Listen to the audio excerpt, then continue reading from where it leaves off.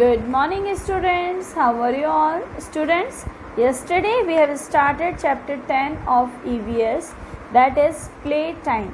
इसमें हमने देखा था, अभी हमने नॉर्मली वो स्पोर्ट्स देखे थे, वो गेम्स देखे थे जो नॉर्मली हम लोग घर में खेलते हैं, आसपास अपने फ्रेंड्स के साथ खेलते हैं, है ना.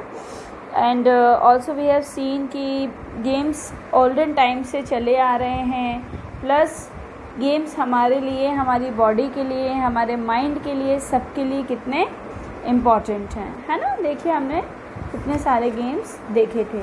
आज हम इसके आगे देखते हैं नागालैंड के बारे में. कल हमने पढ़ा था कि नागालैंड में बहुत गेम्स खेले जाते हैं, उन्हीं में से कुछ इम्पॉर्टेंट गेम्स के बारे में आज हम पढ़ते हैं.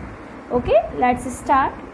The most popular game of Nagaland is, Nagaland में मतलब सबसे ज़्यादा कौन से गेम्स खेले जाते हैं, पॉपुलर गेम्स कौन से हैं, रेसलिंग और फाइटिंग. रेसलिंग इस तरह से कुश्ती, which is quite similar to taekwondo. जो टाइकोंडो चाइनीज़ फाइट है उससे बहुत कुछ मिलती जुलती है. The people of Nagaland also love tug of war. Tug of war आप जानते हैं, हम लोग खेलते हैं रस्सी खींच, है ना, वही. वहाँ पे नागालैंड में ये भी बहुत फेमस है.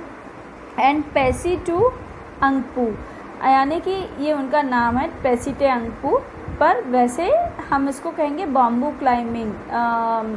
मलखम्ब भी इसको कहा जाता है, मतलब एक ऐसा लंबा खम्बा होता है और उस पर इनको चढ़ना होता है और उस पर चढ़ के ये लोग अलग अलग तरह के करतब दिखाते हैं. ठीक है. नागालैंड के 3 स्पेशल गेम्स कौन कौन से हो गए, wrestling, bamboo climbing and tug of war. अब आगे देखते हैं. Games can be played indoors in a hall, room और वरांडा और outdoors in open fields, on snow covered slopes, water और सैंड. अब बेटा गेम्स दोनों तरह के होते हैं. पहले इंडोर गेम्स जो घर के अंदर, रूम में, हॉल में या वरांडा में हम खेल सकते हैं. आउटडोर गेम्स जो ओपन फील्ड में, कैसी ओपन फील्ड्स, या तो स्नो फील्ड या स्नो के जैसे स्लोप्स, पहाड़ियाँ होती हैं ना, स्नो की, बर्फ़ की पहाड़ियाँ, पानी में या सैंड पे, या नॉर्मल खुले मैदान में जो गेम्स खेले जाते हैं उनको हम आउटडोर गेम्स कहते हैं. ठीक है ना. The advantage of indoor games is that they can be played at any time and in all types of weather conditions. अब बेटा जो इंडोर गेम्स हैं वो गेम्स ऐसे होते हैं, उनका फ़ायदा ये होता है कि हम उनको किसी भी मौसम में कभी भी खेल सकते हैं, not a big deal. But outdoor games होते हैं वो can be played only when the weather condition is suitable. पर जो आउटडोर गेम्स होते हैं वो कब खेल सकते हैं हम, जब वेदर ठीक हो. फॉर एग्ज़ाम्पल आप लोग क्रिकेट मैच तो सब देखते ही हैं ना. कई बार आपने देखा होगा कि क्रिकेट मैच चल रहा होता है और एकदम से बारिश आ जाती है तो मैच बीच में बंद कर दिया जाता है ना. या फिर फुटबॉल मैच चल रहा हो, बारिश आ जाए तो उसको रोक दिया जाता है. दैट मीन्स ये जो गेम्स होते हैं आउटडोर गेम्स, इनके लिए मौसम सही होना बहुत ज़रूरी है. अब पर कुछ गेम्स ऐसे हैं बेटा जो इंडोर भी खेले जाते हैं और आउटडोर भी, मतलब उनको अंदर कब बड़े से हॉल में भी खेल सकते हैं या बाहर भी खेल सकते हैं, है ना.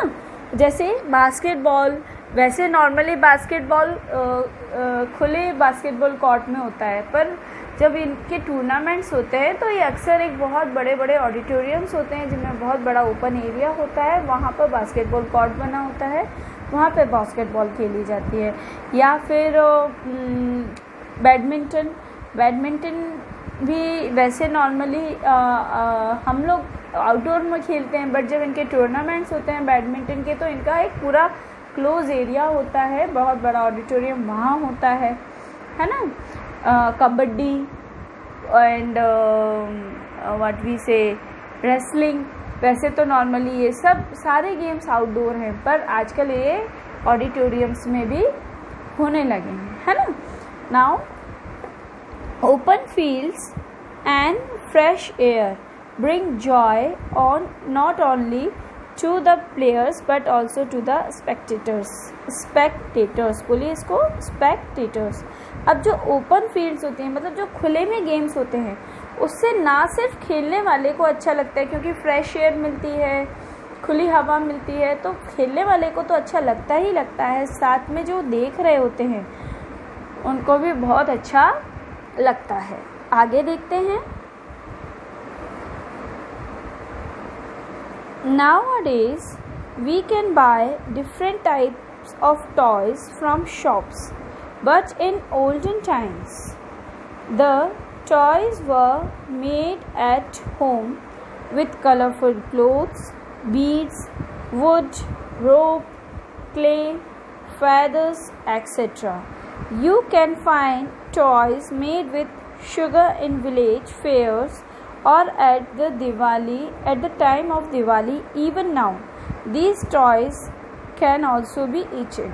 अब क्या होता है बेटा, अब तो हम लोगों को जो टॉय चाहिए होता है मम्मी से कहते हैं मम्मी हमको मार्केट से लाके दे देती है, बट पहले ऐसा नहीं होता था बेटा। पहले टॉयज़ मार्केट में नहीं मिलते थे, ज़्यादातर सारे टॉयज़ क्या होते थे घर पर ही, या तो अच्छे अच्छे कलरफुल क्लोथ्स से, बीड्स यानी कि मोतियों से, वुड यानी कि लकड़ी से काट के, रोप रस्सी से, क्ले मिट्टी से और फेदर्स वगैरह से मिला के बनाए जाते थे। और पहले आज भी अगर आप गांव वगैरह के फेयर यानी कि मेले वगैरह में जाओ या दिवाली के टाइम पर आपने देखा होगा शुगर के बने हुए टॉयज़ होते हैं। शुगर आपने देखे होंगे ना, वो जो हमारे यहाँ करवा चौथ वगैरह पे करवा चलता है वो शुगर से बनता है ना, सेम वही चीज़। बाकी ऐसी चीज़ें बहुत से टॉयज़ बनते हैं जिनको बाद में बच्चे खेलते खेलते शुगर जैसे मीठे होते हैं तो खा भी लेते हैं, है ना। Then do you know, in the past village workers would bring toys for newborn babies that were related to their trade. A carpenter's wife would bring a tiny bed and a potter's wife would bring a clay toy. A cobbler's wife would gift a leather necklace to the baby. The gifts are bought as blessings and also in the hope of receiving prosperity. अब पहले क्या होता था बेटा, पहले के time में जब गांव में कोई बच्चा होता था किसी के, तो सबको बुलाया जाता था, तो उसमें जो जिस तरह का काम करता था उस तरह का टॉय लेके आता था। जैसे कि कारपेंटर यानी कि जो खाती होता था उसकी वाइफ इस तरह का लकड़ी का बेड या झूला लेके आती थी, है ना। जो पॉटर यानी कि जो कुम्हार होते थे उनके ऐसे मिट्टी के खिलौने लेके आते थे। जो कॉबलर यानी कि जो जूते माइंड करने वाले, चमार बोलते हैं वैसे हम लोग, पर हम वैसे नहीं बोलेंगे, जो चमड़े का काम करने वाले होते थे वो ऐसे चमड़े का नेकलेस लेके आते थे। और भी कई तरह के अलग अलग टॉयज़ सब लेके आते थे। और ये टॉयज़ बेटा ना सिर्फ ऐसे गिफ्ट देने के लिए नहीं होते थे, ये टॉयज़ का मतलब होता था कि वो हमारी ब्लेसिंग्स हैं, आशीर्वाद के रूप में बच्चों को दी जाती थी। अब स्पोर्ट्स सिर्फ, अब बेटा ऐसा नहीं है कि स्पोर्ट्स सिर्फ हम अपने मनोरंजन के लिए खेलते हैं। आज की डेट में स्पोर्ट्स में बहुत अच्छा करियर भी बनाया जा सकता है।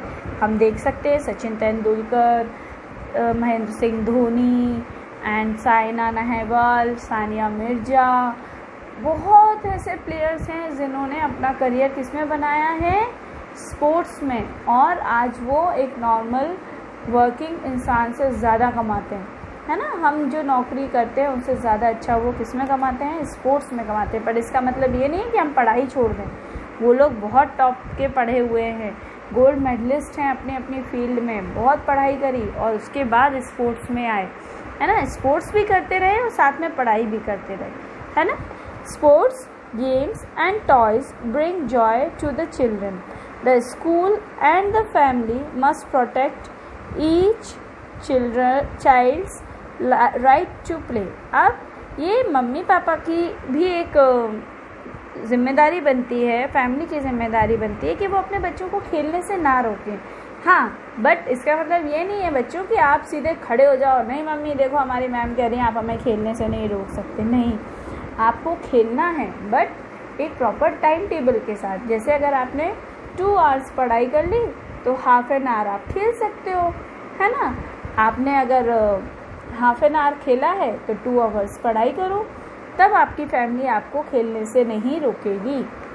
सम people take up sports as a profession, जैसा अभी मैंने बताया कुछ लोग स्पोर्ट्स को अपना प्रोफेशन भी बना लेते हैं। They earn money by competing in various events in India and abroad, और वो लोग क्या करते हैं, अलग अलग गेम्स में कॉम्पिटिंग करके यानी कि खेल कर आगे बढ़ते हैं और पैसा भी कमाते हैं, इंडिया में भी और इंडिया के बाहर भी वो लोग जाते हैं।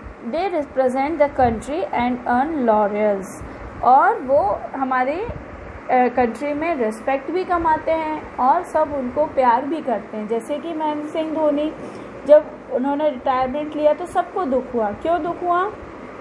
क्योंकि वो बहुत अच्छे प्लेयर है। सचिन तेंदुलकर ने जब क्रिकेट छोड़ा तो सबको दुख हुआ। क्यों? क्योंकि सब उनको प्यार करते थे, कुछ तो उनको क्रिकेट का भगवान भी मानते हैं, है ना।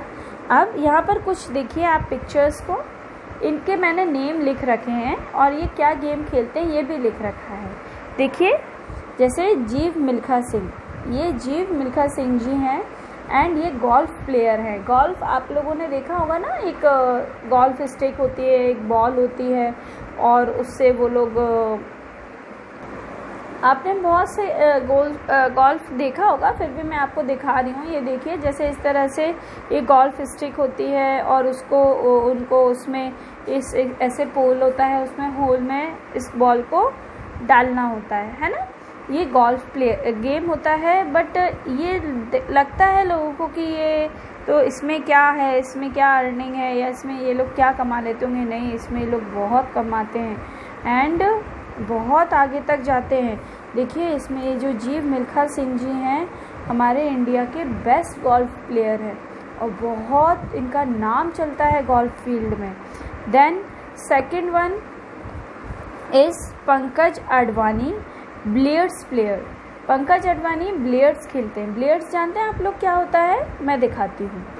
ये देखिए इस तरह से आपने देखा होगा, ये एक ऐसी टेबल होती है और उसमें बहुत सारी बॉल्स होती हैं। इसको पूल गेम भी कहते हैं, इसको बिलियर्ड्स भी कहते हैं, है ना।